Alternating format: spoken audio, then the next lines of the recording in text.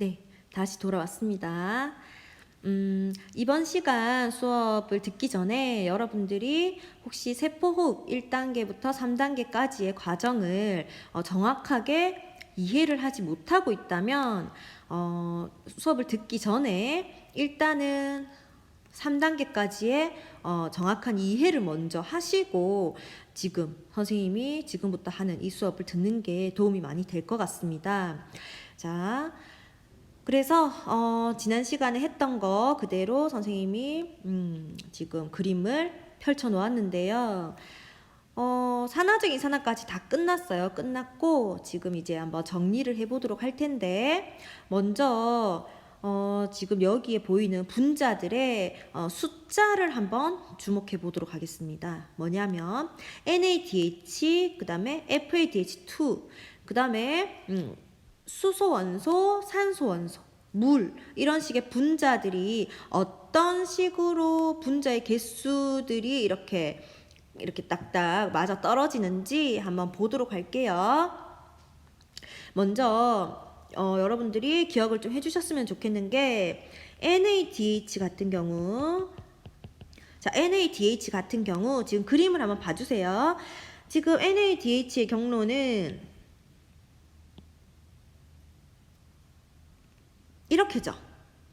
맞습니까? 그러면 이 경로만 따져봤을 때, 자, NADH 한 분자가, 자, NADH 한 분자는, 몇 개의 수소와 만나고 몇 개의 산소와 만나서 몇 개의 물을 형성하게 되죠. 한 개의 NADH 분자를 기준으로 했을 때. 그림을 보시면은 쭉 가서 맨 마지막에 복합체 4를 봤을 때 한 개의 NADH에서 탈수소가 된다면 이때 두 개의 전자가 방출됨으로 인해서 마지막에 산소와 결합하는 과정에서 두 개의 수소 원자 그리고 산소 원자는 2분의 1개 되겠습니다. 그 다음에 한 분자의 물이 만들어지는 이러한 패턴으로 지금 가고 있는 거죠. 즉 NADH 한 분자에 대응되는 값은 수소이온은 2개, 산소는 2분의 1개, 그 다음에 물 같은 경우는 1개 이렇게 된다는 얘기예요. 이 대응되는 숫자를 조금 기억을 해주셔야 됩니다. 그 다음에 FADH2 이거 같은 경우도 똑같죠. 지금 FADH2의 경로는 이렇게 되는 거죠. 선생님이 방금 형광펜으로 칠한 거. 그러면 FADH2도 한 분자를 기준으로 한다면 몇 개의 수소와 상응되죠? 2개의 수소이온. 그 다음에 산소는 2분의 1개. 그 결과 물이 한 분자 이렇게 만들어지는 형태입니다. 그렇죠? 자, 이 숫자를 조금 기억을 해주셨으면 좋겠고, 자, 그 다음에 지금 여기서 산화되는 물질과 환원되는 물질을 한번 따져보자면, 자, 따져보자면 지금 우리 눈에 보이는 것들만 기준으로 했을 때, 자, 산화되는 물질에는 어떤 것들이 보여요? 그렇죠? NADH나 FADH2 이런 것들이 산화되는 물질이겠습니다. 그렇죠?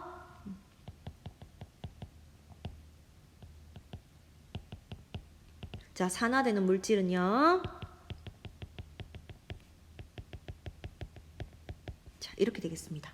자, 여러분 NADH 플러스 H 플러스 이렇게 표현하지 않고 NADH 이렇게 간단하게 표현하는 경우라도 NADH 플러스 H 플러스를 생략한 말이라고 보시면 된다고 얘기했었죠. 지난 시간에. 그 다음에 환원되는 물질을 찾아보자면 어떤 걸까요? 그렇죠. 산소 되겠죠. 산소는 전자의 최종 수용체라고도 합니다.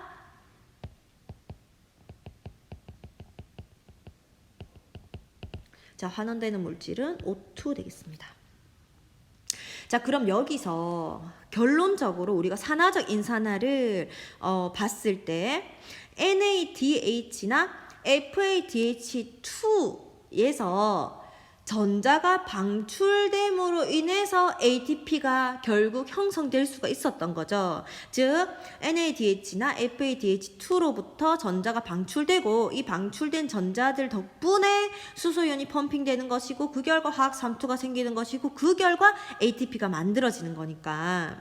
자, 그러면 NADH나 FADH2를 한번 생각을 해봤을 때, 두 개를 비교를 해봤을 때 이들이 가지고 있는 전자의 에너지는 다릅니다.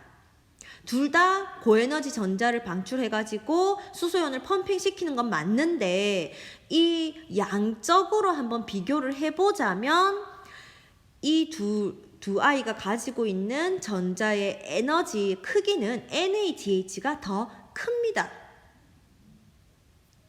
즉 NADH가 내놓는 전자의 에너지가 수소이온 농도 기울기를 형성할 수 있는 능력이 더 크다는 얘기예요.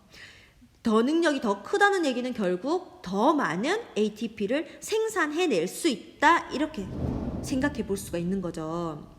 자, 그래서 지금 결론적으로 봤을 때 NADH 한 분자가 만들어낼 수 있는 ATP의 개수는 2.5개라고 표현합니다. 자, 이 숫자는 우리 지금 현재 이제 과학자들이 밝혀낸 어떤 이 숫자를 딱 그러니까는 정확한 숫자라기보다는 과학자들이 이 정도 해두자 해갖고 모두가 합의된 숫자예요. 합의가 된 숫자. 그래서 NADH 한 분자로 인해서 수소이온 농도 기울기 형성되고 ATP가 만들어지는데 이 한 분자 기준으로 했을 때는 몇 개 정도의 ATP가 만들어지느냐 봤을 때 2.5개 정도의 ATP를 만들어낼 수 있다는 얘기예요. 이해되겠습니까? 그러면 마찬가지로 FADH2 얘도 결국 농도 기울기를 형성함으로 인해서 ATP를 만들어내는 능력이 있는데 얘는 전자의 에너지가 NADH보다 좀 더 낮다고 얘기했었죠. 그러면은 더 적은 양의 ATP를 형성하겠죠. 한 분자당. 그래서 FADH2는 1.5 ATP를 형성한다고 합의가 되어 있습니다. 이거 이해될까요? 자, 그러면 지금 선생님이 이제 정리를 한번 해볼 텐데, 자, 여러분들 위에 그림이 없으니까 여러분들이 그려놓은 그림을 참고하시던지 아니면 책을 참고해서 설명을 한번 들어주세요.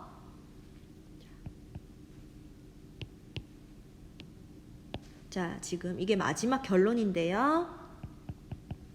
그러면 포도당 한 분자로부터 이제 해당 과정 피로부산 산화 TCA 회로 산화적 인산화를 쭉쭉쭉 거치면서 최종적으로 몇 개의 ATP를 합성해낼 수 있는지 우리가 수적으로 한번 계산을 해보도록 하겠습니다.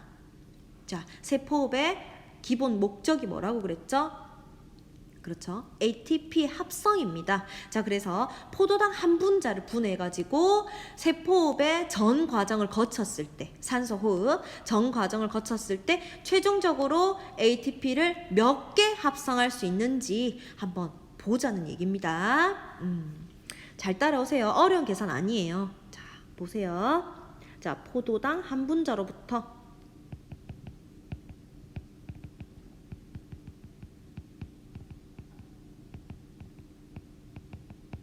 자, 포도당 한 분자를 기준으로 지금부터 한번 보도록 하겠습니다. 자, 일단 포도당 한 분자가 분해되는 과정이 해당 피로부산 산화 TCA 산화적 인산화였죠. 자, 그걸 한번 적어 볼게요. 해당 과정을 거치고요. 그 다음에 피로부산의 산화 과정 거치고요. 그 다음에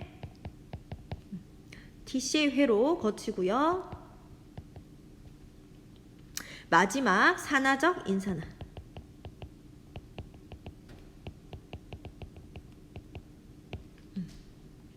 자, 이렇게 거치게 됩니다. 자, 그러면은 여러분들 기억을 한번 떠올려 봐봐요. 해당 과정에서 만들어지는 생성물 어떤 게 있었죠? 네, 두 개의 ATP와 그 다음에 NADH 몇 개였죠? 그렇습니다. 두 개. 자, 맞나요? 그 다음 피로부산의 산화 생성물 뭐였죠?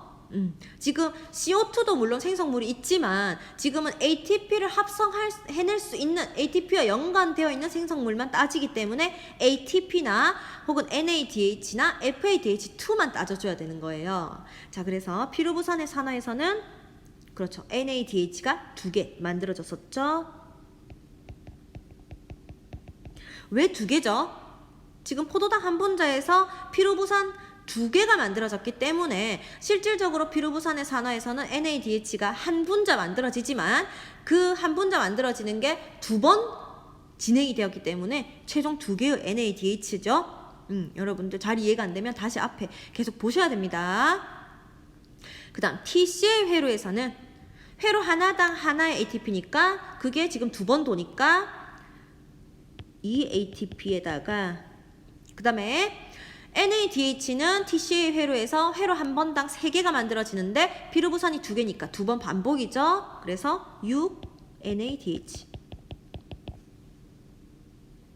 그리고 FADH2 TCA에서 하나가 만들어지지만 이도 마찬가지로 피로부산 2개가 동시에 도니까 2개. FADH2는 2개 되겠습니다. 자, 그러면은 얘들이 지금 종합적으로 산화적 인산화를 거치면서 ATP로 전환돼야 되는 거잖아요. 이미 ATP로 되어 있는 건 그대로 합쳐주면 되는 거고 NADH나 FADH2 같은 경우는 몇 개의 ATP로 바뀔 수 있는지 계산을 해줘야 되겠죠. 그 ATP로 바뀌는 건 산화적 인산화에서 일어나게 됩니다. 맞죠? 자, 그래서 자, 이렇게 줄을 긋고요. 정리를 다시 해보자면 ATP는 그대로 최종 ATP 4개에다가 NADH 최종 몇 개죠? 다 더하면 10개. 10개의 NADH 되겠고요. FADH2 그대로 2개 내려오겠습니다. 자, 그러면 지금 4ATP에다가 그러니까 산화적 인산화까지 다 최종적으로 거쳤을 때 몇 개의 ATP가 되느냐 이거죠. 일단은 일단 기본적인 ATP는 4개가 있고요. 그 다음에 10개의 NADH로부터 몇 개의 ATP가 생성되느냐, 또 2개의 FADH2로부터 몇 개의 ATP가 생성되느냐 생각을 해봐야 된다는 얘기입니다. 자, 선생님이 방금 전에 얘기를 했었죠. NADH 한 분자당 몇 개의 ATP를 생성한다고 본다고요? 그렇죠? 2.5개. 그래서 10개의 NADH는 몇 개의 ATP로 바뀔 수 있다. 곱하기 2.5 해주면 되니까 25 ATP. 맞습니까? 그 다음에 FADH2 마찬가지로 FADH2는 1.5개의 ATP로 전환될 수 있다고 했었습니다. 하나당 한 분자당. 자, 그러면은 이게 두 분자가 있으니까 이것도 1.5를 곱해주면 3ATP 이렇게 되는 거죠. 자, 그러면 ATP 최종적으로 나왔나요? 기본적으로 ATP 형태로 만들어진 거 4개에서 NADH로부터 25개의 ATP가 만들어지고요. FADH2로부터 3개의 ATP가 만들어지는 거예요. 자, 3개. 이것들을 다 더하면 최종적으로 포도당 한 분자가 1, 2, 3단계를 거쳐서 산화적 인산화까지 모두 마쳤을 때 생성되는 ATP의 개수를 구해낼 수가 있는 거죠. 몇 개다? 총 32개의 ATP를 합성해낼 수 있다. 이거 알기 위해서 우리가 지금까지 달려온 거예요. 맞습니까? 최종적으로는 32 ATP를 합성해낸다. 혹은 산화적 인산화에 의해서 만들어지는 ATP만 따져본다면 ATP 형태로 만들어진 4ATP를 빼버리면 되죠. 기존의 ATP 형태로 만들어진 거 말고 산화적 인산화 과정에서는 NADH나 FADH2로부터 만들어진 ATP만 산화적 인산화잖아요. 그쵸? 그래서 산화적 인산화에 의해서 만들어지는 ATP의 개수를 따져보자면 32에서 4개를 뺀 28개 되겠습니다. 자, 그래서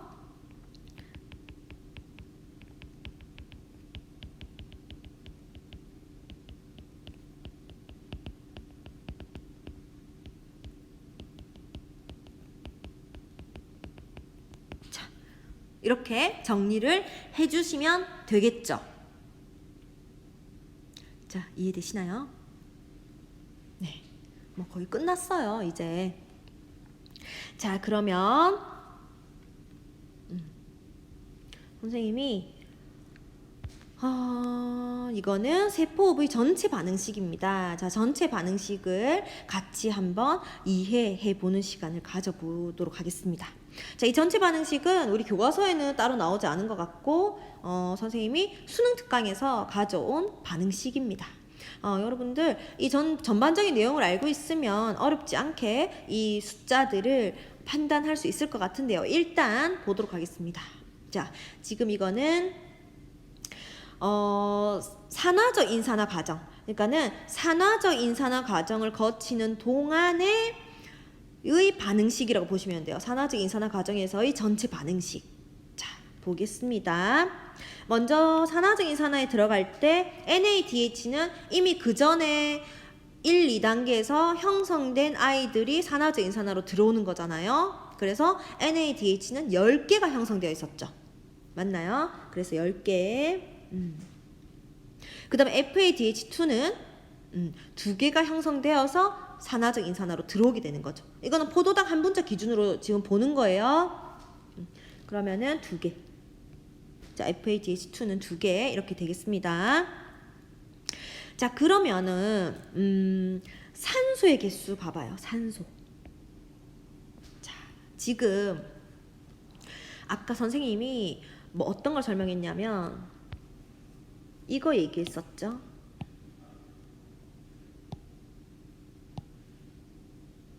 이거. 자, NADH 한 분자 NADH, 한 분자 FADH당 대응되는 수소, 산소, H2의 개수. 이거 얘기했었죠. 자, 이거를 생각해가지고 보시면은 어렵지 않게 이 숫자를 판단할 수가 있는데, 지금 봐봐요. 지금 10개의 NADH, 그 다음에 2개의 FADH2야. 즉, 최종적으로 12개의 반응이 있었어요. 맞죠? 12개의 NADH랑 FADH2를 합쳐가지고 12번 반응이 있었단 말이야. 그러면은 한 번 반응이 일어날 때 얘들은 동시에 이 수소나 산소나 물에 대응되는 숫자가 같으니까 이들을 합쳐가지고 12개로 보면 되는 거죠.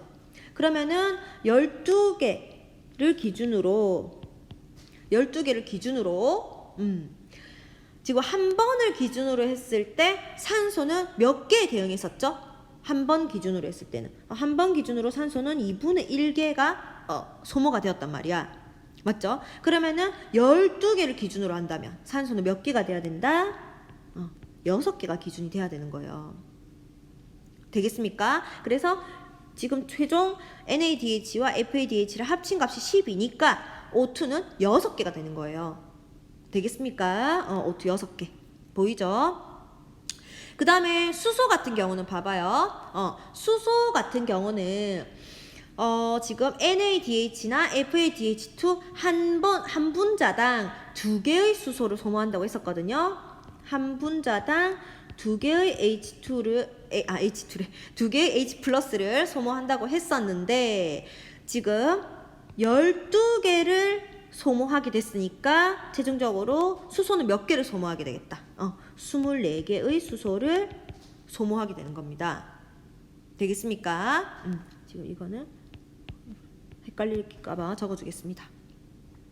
자, 그러면은 지금 수소의 개수가 지금 이 반응 전후에서 반응 전에 수소의 개수가 총 24개가 되면 된다는 거죠. 수소이온의 개수가, 분자수가. 자, 그러면은 24개가 되는지 볼게요.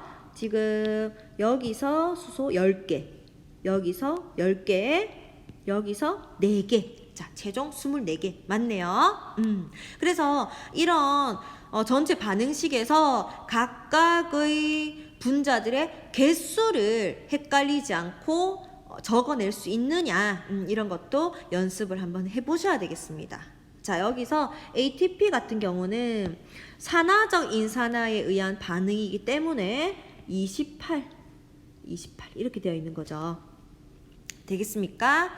자, 그래서 이 전체 반응식을 보시고 이 숫자를 맞춰주는 연습을 조금 해주시면 되겠습니다.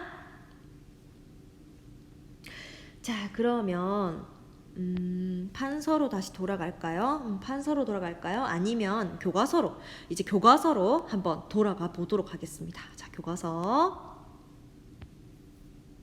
자, 우리 지금 교과서의 내용이 너무 많아서 선생님이 정말 간추리고 근데 교과서에 있는 내용을 없앤 건 없어요. 선생님이 조금 쉽게 간추려서 설명을 했을 뿐, 이제 선생님이 이 설명을 다 이해했다면 교과서로 아주 자세하게 보충을 해주시면 되는 거예요. 되겠죠? 그래서 교과서 내용을 읽어보시면 조금 더 이해가 잘 될 것 같고, 지금 여기 보이는 건 해당 과정입니다. 해당 과정이 나와 있고, 그 다음에 이거는 피루부산의 산화 과정이 이렇게 나와 있고요. 그 다음에 DCA 회로, 자, 이런 식으로 나와 있네요. 그러고 나서 이제 산화적 인산화로 가는데, 자, 이 그림을 한번 보겠습니다. 자, 이게 뭐냐면, 지금 우리 산화적 인산화 과정을 배울 때 결국 ATP 합성 효소에 의해서 ATP가 만들어진다고 얘기했었잖아요. 그렇죠. ATP 합성 효소에 의해서 ATP가 만들어지는데, 이러한 ATP 합성 효소가 작용을 하기 위해서는 수소이온의 농도 기울기가 수반돼야 된다고 했었죠. 그렇다면 우리 생명체 몸속에서는 이러한 수소이온의 농도 기울기가 자동으로 형성이 안 되기 때문에 이 미토콘드리아의 내막에서 전자 전달계를 통해서 아주 복잡하게 수소이온의 농도 기울기를 형성을 한 것이고, 실질적으로 ATP 합성 효소는 이러한 전자 전달계를 거쳐서 수소이온 농도 기울기가 형성이 되든 아니면 그냥 인위적으로 수소이온의 농도 기울기를 형성을 해버리든 상관없이 ATP 합성효소는 그냥 수소이온의 농도 기울기만 있으면 ATP를 만들어낼 수가 있는 효소입니다. 자, 그래서 지금 교과서 78쪽에 있는 이 실험은 뭐냐면, 전자전달기 과정 생략 다 되고 생략하고 인위적으로 사람이 수소이온의 농도 기울기를 미토콘드리아 기질과 막 사이 공간에서 수소이온의 농도 기울기를 형성을 해주면 실제 ATP가 형성이 되느냐, 이거를 알아보기 위한 실험입니다. 즉 ATP가 합성되는 원리를 알아보기 위한 실험이다, 이렇게 보시면 됩니다. 되겠습니까? 자, 그래서 여기서 어떻게 실험을 했냐면, 간단히 얘기하면 처음에는 이 미토콘드리아를 pH 9인 수용액에 넣어요. 그러면은 점점 시간이 지날수록 미토콘드리아의 내부도 전체적으로 외부와 동일한 pH 9로 바뀌겠죠? 되겠습니까? 그런 다음에 이 미토콘드리아를 이제 pH 9가 다 형성이 되면은 얘를 꺼내서 pH 7인 수용액으로 옮겨 담게 돼요. 자, 그러면은 일시적으로 미토콘드리아의 내부는 pH 9인데 외부는 pH 7이 되죠. 그러면 이 pH 7로 이제 점점점 미토콘드리아가 변화되어 갈 텐데, 시간이 많이 지나지 않았을 때는 바깥 부분부터 차츰 pH 7로 변화되어 온다는 얘기죠. 그렇죠? 미토콘드리아 외부부터. 그러면은 미토콘드리아의 바깥 부분이 pH 7이니까 조금 시간이 지난 다음에는 미토콘드리아의 내막을 기준으로 막 사이 공간까지는 pH 7로 변화되었고, 미토콘드리아의 기질은 아직까지는 pH 7로 바뀌지 않은 pH 9를 유지하고 있는 이런 상태로 될 수 있다는 얘기예요. 그러면 이 상태에서 만약에 ADP와 무기인산을 미토콘드리아 안에 공급을 해주었을 때 과연 ATP가 형성이 되느냐를 본 거예요. 즉 지금 이 상황은 뭐냐면 전자전달기에 필요 없이 그냥 H 플러스의 농도 구배가 형성이 된다면, 농도 기울기가 형성이 된다면 ATP가 만들어지느냐 궁금한 거야. 그래서 이런 실험을 고안을 한 겁니다. pH 7이 수소가 많아요? pH 9가 많아요? pH 7에서 지금 수소이온 농도가 훨씬 높은 거잖아. 즉 실제 세포호흡이 일어날 때 막사이 공간이 pH가 더 낮은 이런 형태를 지금 흉내내 준 거예요. 이렇게 됐을 때 그럼 ATP가 만들어지느냐, 미토콘드리아 내부에서 만들어지는지를 보니까 만들어지더란 얘기야. 이거는 무엇을 의미하죠? 우리가 세운 가설이 맞다는 거예요. 즉 미토콘드리아 내막에서 이렇게 아주 복잡한 과정인 전자전달계를 거치지 않더라도 ATP는 농도, 수소이온의 농도 기울기만 형성되어 있다면 ATP를 합성해낼 수가 있다 이 얘기입니다. 즉 ATP 합성의 원동력이라는 건 바로 수소이온의 농도 기울기다, 이거를 증명한 실험이라는 거죠. 이해되겠습니까? 그래서 이 실험을 이용한 문제들이 종종 뭐 문제집이나 이런 데 나오기 때문에 선생님이 한번 언급을 해봤습니다.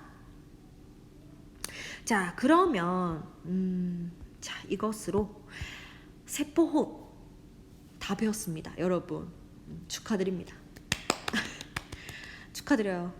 정말 이 길고 긴 여정을 잘 헤쳐 나오셨습니다. 자, 그래서 혹시 이제 한 번 듣고는 이해가 안 된다면 다시 책도 읽어보시고, 혹은 또 그래도 이해가 안 되면 선생님의 강의 한 번 더 또 돌려 들으면서 좀 정확하게 이해를 해주셨으면 좋겠습니다. 자, 그러면은 유기호흡, 즉 산소호흡에 대한 세포호흡 여기까지가 끝이고요. 자, 그러면 선생님이 수업을 마치고 그 다음 단원인 발효로 넘어가 볼까 했는데, 사실 발효라는 게 별거 없습니다. 내용이 굉장히 별거 없기 때문에 그냥 이어서 선생님이 발효 수업을 진행해 보도록 하겠습니다. 여러분들 되게 싫어하는 소리가 여기까지 들리는 것 같은데 어쩔 수 없어요. 그냥 선생님은 지금 여러분들이 보지 않고 있기 때문에 조금 마음 편하게 그 다음 단원으로 넘어가 보도록 할게요. 죄송해요, 여러분. 자, 그럼 교과서를 쭉쭉 넘겨보시면 에너지 효율이라는 것도 나오고, 호흡 기질, 호흡 기질이 우리 포도당으로 지금까지 봤는데, 이 포도당뿐만 아니라 에너지원이 되는 거는 탄수화물뿐만 아니라 단백질과 지방도 에너지원이 되잖아요. 그래서 이 호흡 기질로 단백질과 지방을 이용했을 때의 경로, 이런 것들이 나오고, 호흡률 이런 것들도 나오지만 선생님은 생략하도록 하겠습니다. 여러분들의 공부량을 줄여주기 위해서. 고맙죠. 그래서 이것들은 시험에 내지 않았고요. 발효로 넘어가 보도록 하겠습니다. 발효란, 자, 여러분들 발효식품 먹어봤을 거예요. 가장 대표적인 게 빵이래. 빵도 발효, 일종의 발효긴 하지만 떡을 만들 때 떡이 이제 부풀어 올라 있는 이러한 떡, 뭐 술빵이라고 흔히 얘기하죠. 술빵. 선생님은 술빵 되게 좋아하는데 술빵을 표준어로 증편이라고 하나 봐요. 그래서 이런 것들을 만들 때 발효에 의해서 빵이 부풀어 오르게 되는데, 지금 이렇게 설명했을 때는 여러분들 잘 이해가 잘 안 되시죠? 자, 그러면 발효 과정을 배우고 나면 지금 이러한 떡이 부풀어 오르는 이런 과정이 잘 이해가 될 것 같습니다. 자, 그러면 발효 선생님이 정말 간단하게 한번 설명을 해볼게요. 자, 선생님이 조금 전에 무슨 언급을 했냐면, 지금 산소 호흡에서 그러면 산소를 필요로 하는 호흡이라고 했는데, 이 산소가 왜 필요하냐? 왜 필요하느냐? 직접적으로 필요한 건 산화적 인산화에서 미토콘드리아의 내막에서 마지막 최종 전자 수용체가 산소이기 때문에 산소가 꼭 있어야만 일어날 수 있는 세포 호흡이라고 얘기했었거든요. 그리고 간접적으로는 피루부산의 산화와 TC의 회로를 돌릴 때 그때 필요한 NAD나 FAD를 이 산화적 인산화 과정에서 지속적으로 제공을 해줘야 되니까 간접적으로 산소가 필요한 게 2단계라고 했었잖아요. 그쵸? 그런데 아까도 이야기했듯이 해당 과정이라는 건 산소가 꼭 없어도 된다고 얘기했거든요. 자, 지금 산소가 없어도 일어날 수 있는 세포호흡, 이게 바로 무기호흡이라고 하고 그 중에 인간 생활에 유용한 과정을 발효라고 얘기했었는데요. 자, 그렇다면 발효라는 건 산소가 제공되지 않았을 때 일어날 수 있는 세포호흡입니다. 자, 세포호흡이라고 하는 거는 일단 ATP를 생성하는 걸 전제로 깔아야 되죠. 그러면 발효 과정에서도 ATP를 만들 수 있어야 된다는 얘긴데요. 자, 우리가 흔히 생명체에서 사람도 마찬가지고 혹은 산소가 부족한 극한의 환경에서 살아가는 생물들도 마찬가지고 산소가 없는 상황에서도 에너지는 만들어낼 수 있어야 됩니다. 즉 사람 같은 경우도 엄청나게 ATP, 즉 에너지가 급격하게 많이 필요한 경우가 있죠. 예를 들어서 아주 갑작스럽게 이런 강렬한 운동을 한다던가 이런 식일 때는 우리한테 공급되는 산소에 비해서 더 많은 에너지를 만들어내야 되는 이러한 상황이 생긴다는 얘기입니다. 그러한 경우에 일어나는 게 바로 발효라는 과정인데요. 발효도 일종의 세포 과정이고요. 그러면 발효 과정을 통해서도 ATP를 만들어낼 수 있어야 된다는 얘기인데 어떤 과정을 통해서 ATP를 만들어내는지 지금 보도록 하겠습니다. 자, 선생님이 아까 뭐라고 설명했냐면 해당 과정, 자, 세포, 유기호흡에서 산소호흡에서 첫 번째 과정인 해당 과정에서는 산소가 필수로 필요하지 않다고 얘기했어요. 그렇다고 해서 해당 과정이 산소가 없어야만 일어나는 과정은 아니고요. 해당 과정이란 과정은 산소의 유무에 상관없이 일어날 수 있는 과정이란 얘기입니다. 자, 그러면 자 그림을 한번 참고해 볼게요. 지금 젖산 발효가 먼저 나왔네요. 젖산 발효 먼저 볼게요. 자, 일단 발효에는 두 개로 나눠서 우리가 공부하게 될 겁니다.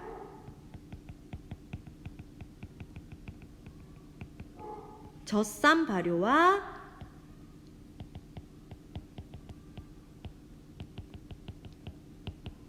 알코올 발효.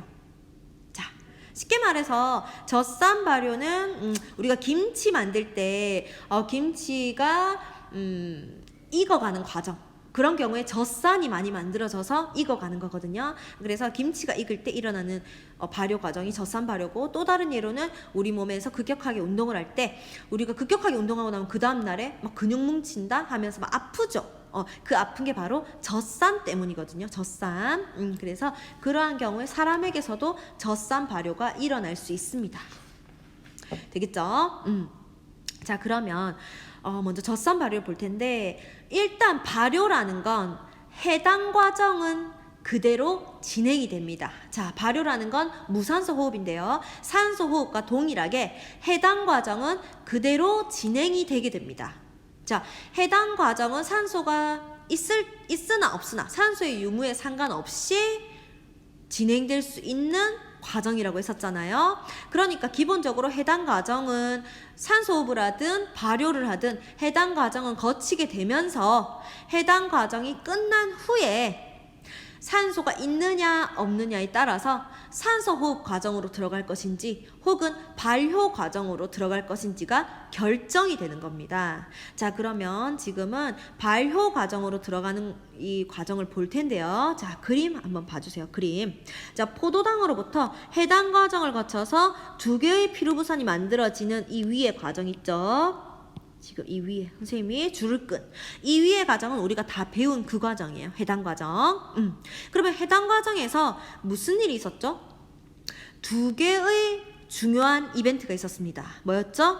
하나는 NAD가 NADH DH로 전환되는 과정이 있었고요. 선생님이 표시를 해볼게요. 자, 이것처럼 NAD가 NADH로 전환되는 과정이 있었고요. 또 ADP가 ATP로 전환되는 과정이 있었습니다. 해당 과정 기억나시죠? 자, 그러고 나서 최종적으로 피루부산이 만들어지는데 두 개의 피루부산이 일단 만들어지고요. 그러면 이렇게 피루부산이 만들어지는데요. 피루부산이 만들어진 후에 만약에 산소가 없다라고 했을 때, 자, 산소가 없다라고 했을 때 더 이상 산소 호흡으로 들어가지 못하고 발효 과정으로 들어오게 되는데, 그 발효 중에서도 젖산 발효 과정으로 들어오는 이 경로를 보도록 하겠습니다. 자, 발효 과정으로 들어가는 이유가, 일단 궁극적인 이유부터 말해줄게요. 자, 우리 산소가 없을 때도 ATP는 만들어내야 된다고 했었죠. 그런데 산소가 있는 과정에서, 즉 산소 호흡을 할 때는 그 ATP를 해당 과정에서 일부 만들었고, 피루부산 산화 TCA 회로에서 일부 만들었고, 최종적으로 산화적 인산화 과정에 의해서 대부분의 ATP를 만들어냈었잖아요. 그런데 만약에 산소가 없을 때는 이러한 TCA나 산화적 인산화 과정을 돌릴 수 없기 때문에 해당 과정에서 만들어지는 ATP에 100% 의존을 해야 된다는 거예요. 즉 해당 과정에서 만들어지는 이 조금의, 아주 조그만 양이지만, 적은 양이지만 이렇게라도 ATP를 만들어서 에너지를 공급해 줘야 한다는 얘기입니다. 자, 그래서 해당 과정에서 ATP를 지속적으로 만들어내기 위해서는 해당 과정이 끊임없이 돌아가야 된다는 거죠. 되겠나요? 그런데 이 해당 과정을 돌리기 위해서는 NAD+가 필수로 필요하게 됩니다. 왜냐하면 해당 과정에서는 NAD를 NADH로 바꾸는 이 과정이 계속해서 일어나야 되니까, 결론적으로 이 해당 과정에 NAD를 제공해주는 또 다른 경로가 바로 발효 과정이라 보시면 되는 거예요. 이해되십니까? 해당 과정에 NAD+를 공급해주는 경로를 위해서 발효 경로가 진행되게 된다, 이렇게 보시면 돼요. 그래서 중간에 피루부산에서 최종적으로 젖산 발효 과정으로 가면은 최종 물질이 젖산이 되는 거예요. 젖산.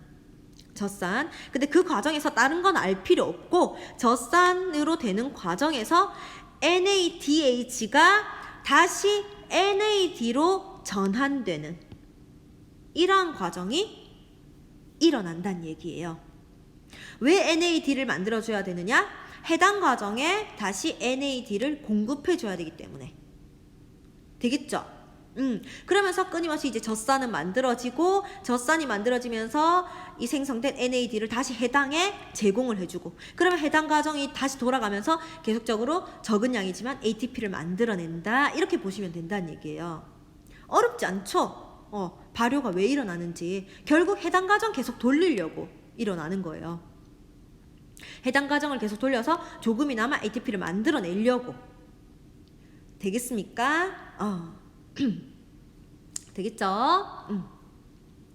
자, 그러면은 젖산과 피루부산, 포도당, 우리 포도당이랑 피루부산은 분자식을 봤었죠. 분자식 봤었죠. 자, 피루부산의 분자식이 어떻게 됐었죠?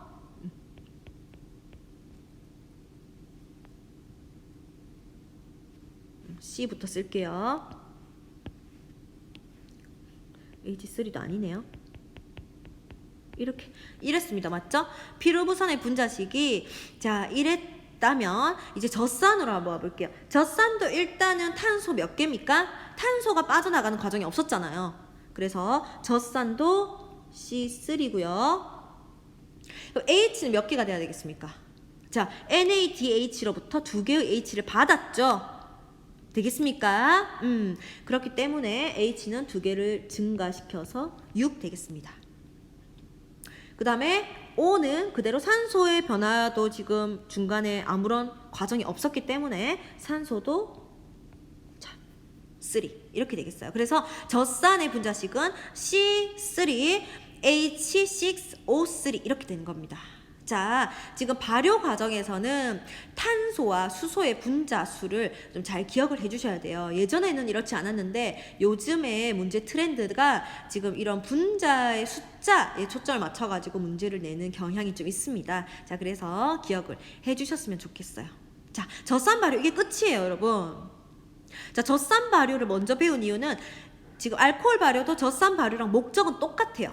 똑같은데 이 중간 경로에서 조금의 차이가 있기 때문에 이 알코올 발효를 뒤에 이렇게 배치한 겁니다. 젖산 발효를 이해를 잘 하셨다면 알코올 발효도 충분히 쉽게 이해할 수 있습니다. 자, 그럼 알코올 발효로 한번 가보죠.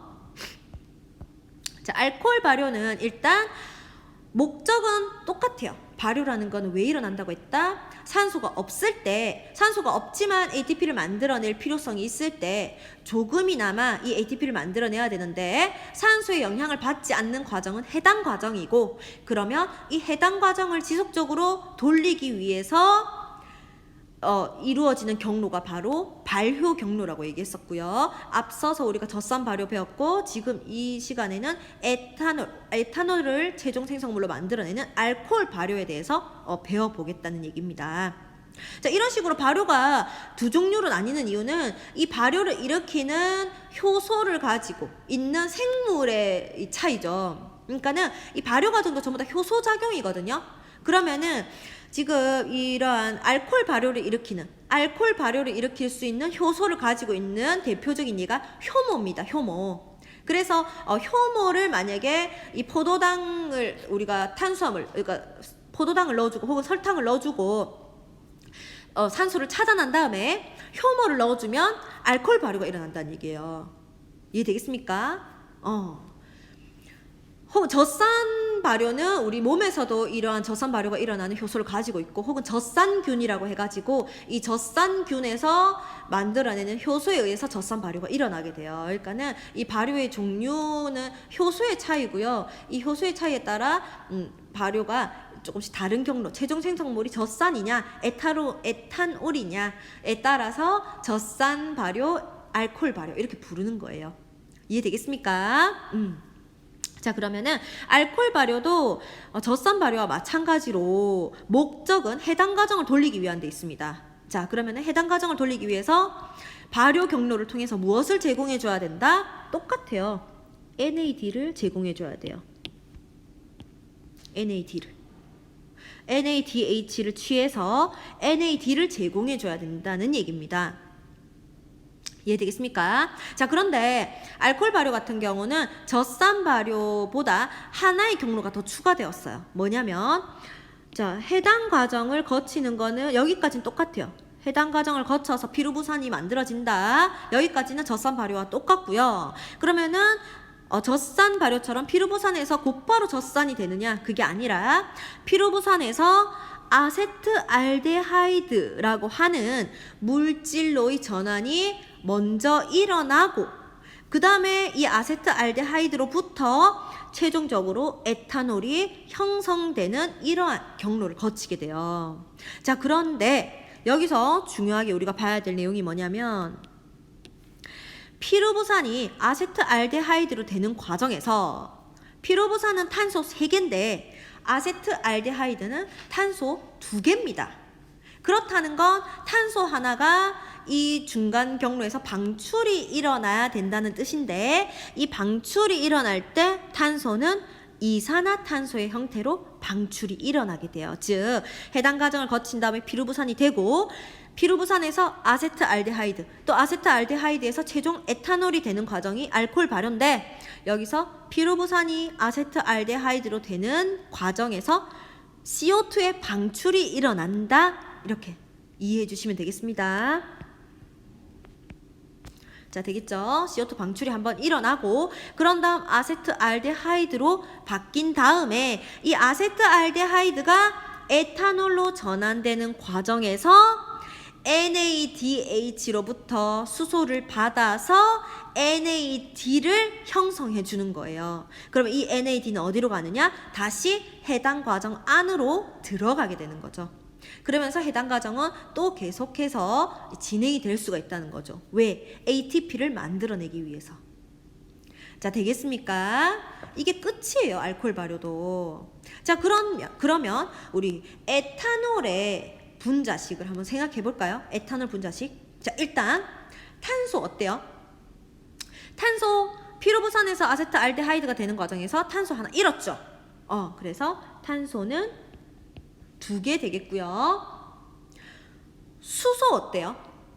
수소는 일단 NADH로부터 2개의 수소를 받게 되잖아요. 맞죠? 2개의 수소를 받게 되죠.